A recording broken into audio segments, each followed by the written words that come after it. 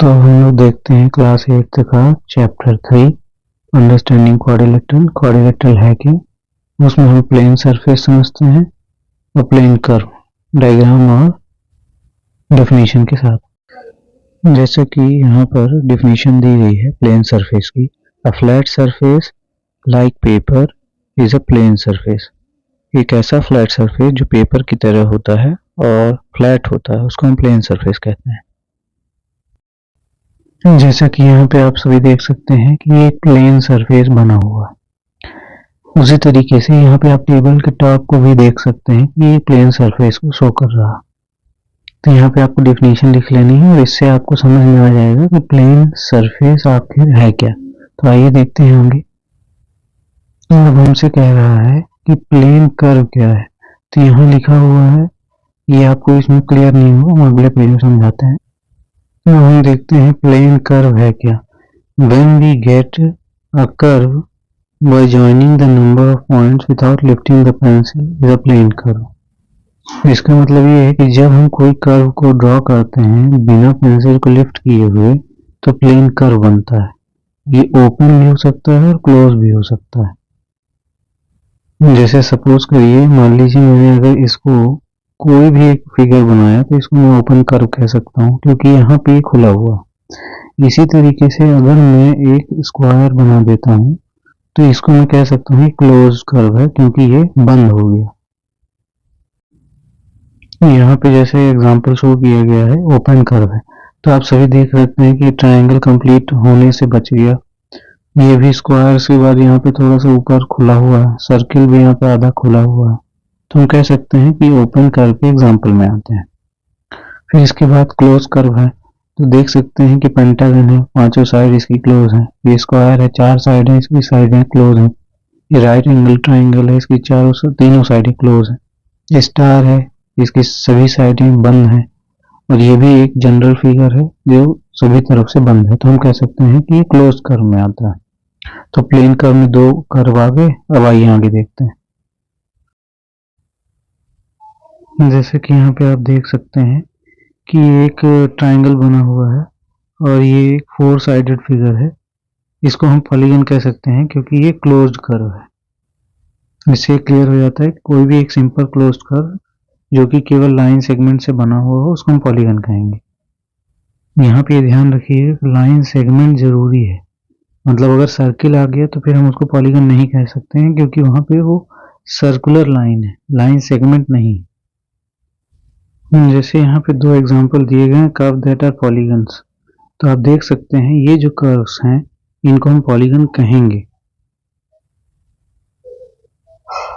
और यहाँ पे देख सकते हैं कि curves that are not polygons, जो कर्व नहीं है वो इस तरीके से दिए गए हैं। यहाँ सर्किल भी आपको ध्यान रखना है कि सर्कल अगर आता है तो वो भी पॉलीगन में नहीं आएगा क्योंकि वो लाइन सेगमेंट के द्वारा जुड़ा हुआ नहीं है। हम यहाँ पे देख सकते हैं क्लासिफिकेशन ऑफ पॉलीगन दिया गया है। क्लासिफिकेशन ऑफ पॉलीगन बेसिकली ये बताया गया है कि नंबर ऑफ साइड्स कितनी है तो उसका पॉलीगन का नाम क्या है और उसका फिगर दिखता कैसे है। जैसे 3 साइड्स हैं तो उसको हम कहेंगे ट्राइंगल और उसका फिगर कुछ 3 साइड से इस तरीके से दिखता है। 4 साइड्स हैं तो उसको नेम हम देंगे क्वाड्रिलेटरल और उसकी फिगर बनेगी 4 साइड वाली स्क्वायर। जिसकी 5 साइड्स हैं उसको हम कहेंगे पेंटागन। हम देख सकते हैं यहाँ पेंटागनल फिगर यहाँ पे बना हुआ है। इसी तरीके से हम देख सकते हैं जिसकी 6 साइड है उसको हम हेक्सागन कहेंगे, उसकी 6 साइड का फिगर यहाँ बना हुआ है। जिसकी 7 साइड्स है उसको हम हेप्टागन कहेंगे, यहाँ देख सकते हैं कि यहाँ 7 साइड्स बना हुआ है। और उसी तरीके से जैसे यहाँ पे 8 साइड्स हैं उसको ऑक्टागन कहेंगे। और उसी तरीके से आगे नोनागन, डेकागन और भी आगे आता जाएगा। तो आइए अब आगे देखते हैं। जैसा कि यहाँ पे हम कॉन्वेक्स पॉलीगन देख सकते हैं। ये polygon which have all diagonals inside the figure are known as convex polygon. जैसे कि यहाँ पे एक पैरेललोग्राम बना हुआ है तो यहाँ के इस पे जितने भी डायगोनल है AC और BD ये इसी के अंदर आ रहे हैं, इसलिए हम कह सकते हैं कि ये कॉन्वेक्स पॉलीगन है। जैसे कि यहाँ पे देख सकते हैं कि ये दोनों क्या हैं, कॉनकेव पॉलीगन्स हैं। The polygon which have some of its diagonal outside the figure are known as concave polygon. यहाँ पे देख सकते हैं कि ABCD फिगर में BD जो डायगोनल है वो फिगर के बाहर है, इस वजह से हम इसको कॉनकेव पॉलीगन कहते हैं। आइए आगे अब देखते हैं। तो जैसे कि यहाँ पे दिया गया है कि in this class we will dealing with the convex polygons only. तो यहाँ पे हम कॉन्वेक्स पॉलीगन के बारे में पढ़ेंगे। और आइए अब देखते हैं रेगुलर और इरेगुलर पॉलीगन्स क्या होते हैं। Regular polygon both equiangular and equilateral दिया हुआ है, फॉर एग्जांपल स्क्वायर साइड्स। तो आइए इसको समझते हैं। जैसा कि यहाँ पे लिखा हुआ है रेगुलर एंड इरेगुलर पॉलीगन्स, तो रेगुलर और इरेगुलर पॉलीगन में आपको यहाँ पे नीचे देखना, polygon which are equiangular and equilateral are called regular polygons, that is polygon is regular. अगर पॉलीगन की सारी साइडें बराबर हैं और सारे एंगल्स बराबर हैं तो उसको हम कहेंगे रेगुलर पॉलीगन। और अगर सारी एंगल सारी साइड बराबर नहीं है तो उसको कहेंगे इरेगुलर या नॉट रेगुलर पॉलीगन। जैसे कि यहाँ पे इक्विलेटरल ट्राइंगल दिया गया है और स्क्वायर दिया गया है। इक्विलेटरल ट्राइंगल की सारी साइड सारे एंगल बराबर होते हैं, उसी तरीके से स्क्वायर की भी सारी साइड्स और सारे एंगल बराबर होते हैं। तो इसलिए हम कह सकते हैं कि ये जो है दोनों हमारे क्या है, रेगुलर पॉलीगन्स। क्या है ये, रेगुलर पॉलीगन्स। और इसके बाद हमारे राइट हैंड में दिया गया polygon that are not regular या इरेगुलर पॉलीगन्स। तो जैसे कि यहाँ पे राइट हैंड में दिया राइट एंगल ट्राइंगल, आप देख सकते हैं कि यहाँ पे 90 डिग्री है और बाकी इसके एंगल अलग अलग हैं। वैसे तो 45 आएगा और इसकी साइड की वैल्यू कुछ और होगी, इसकी साइड की वैल्यू कुछ और होगी, हाइपोटेनस की कुछ और होगी। तो इस तरीके से इसकी सारी साइड अनइक्वल हैं, एंगल्स भी अनइक्वल हैं, तो इसलिए हम इसको इरेगुलर ट्राइंगल कहेंगे या इरेगुलर पॉलीगन्स कहेंगे। इसी तरीके से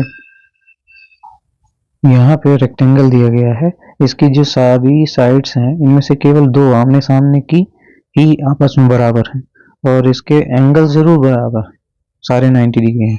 तो इसलिए इसकी सारी साइड्स इक्वल न होने के कारण इसको हम कहेंगे नॉट रेगुलर या इरेगुलर पॉलीगन। ये आपको ध्यान रखना।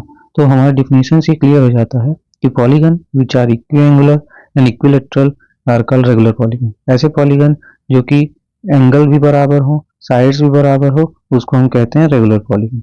और अगर ऐसा अपन को नहीं मिलता है तो फिर हम उसको कहेंगे इरेगुलर पॉलीगन। यहाँ पे देख सकते हैं अपन लोग कि कुछ और भी एग्जांपल्स दिए गए हैं रेगुलर पॉलीगन के लिए और जो रेगुलर नहीं उन पॉलीगन्स के लिए। तो आप इनको देख सकते हैं, जैसे यहाँ इक्विलेटरल ट्राइंगल है, स्क्वायर है, पेंटागन है, हेक्सागन है, इसके सारी साइड सारी एंगल्स बराबर हैं, इसलिए इसको हम कहेंगे रेगुलर पॉलीगन। और यहाँ देख सकते हैं कि ये रेक्टेंगल राइट एंगल ट्राइंगल है, ये रेक्टेंगल है, ये भी हेक्सागन है, पर इसके सामने की साइड जो है ये अनइक्वल है, तो इसलिए नॉट रेगुलर पॉलीगन में आते हैं। तो अब आइए आगे बढ़ते हैं। अब यहाँ पे एक नोट करने वाली बात ये है कि जैसे यहाँ दिया गया कि यूज दिस और दिस टू इंडिकेट, मतलब जो इसको और इसको इंडिकेट करने के लिए सेगमेंट ऑफ इक्वल लेंथ की, मतलब बेसिकली समझिए जैसे यहाँ पे ये साइन बना हुआ है इक्वल वाला, यहाँ पे भी इक्वल बना है, इस वाले में भी देखिए कि इक्वल का साइन बना है। तो इससे हम ये कह सकते हैं कि ये जो है इक्वालिटी के लिए यूज होता है। और यहाँ पे देखिए सिंगल लाइन बनी है और यहाँ पे भी सिंगल लाइन बनी हुई है यहाँ पे, और इसमें भी दोनों में सिंगल लाइन यूज हुई है। तो इसलिए हम कह सकते हैं कि ये दोनों जो है किस लिए इंडिकेशन यूज हो रहे हैं, वो बेसिकली यूज हो रहे हैं अपने इक्वल लेंथ के लिए। मतलब ये लाइनें आपस में बराबर है, अगर यहाँ इक्वल है यहाँ इक्वल है तो ये दोनों आपस में बराबर हैं, और यहाँ अगर एक सिंगल लाइन यहाँ एक सिंगल लाइन है तो ये दोनों आपस में बराबर है।